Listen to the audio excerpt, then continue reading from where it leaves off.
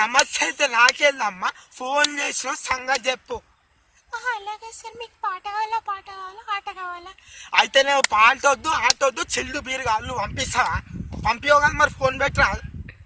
Phone చేసి అవుతున్నా, phone పెట్టు. Sorry sir.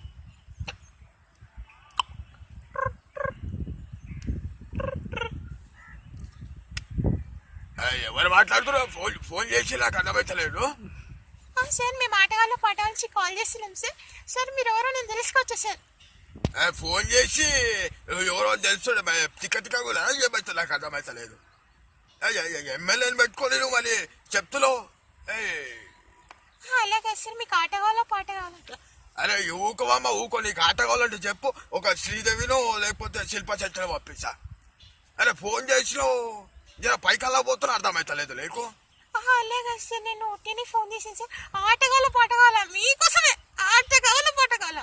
అరే నువ్వు నవ్వి చెప్తున్నావా, నవ్వకుండా చెప్తున్నావా? ఆయనకు అర్థమవుతుందా? నువ్వు సరిగా చెప్పు.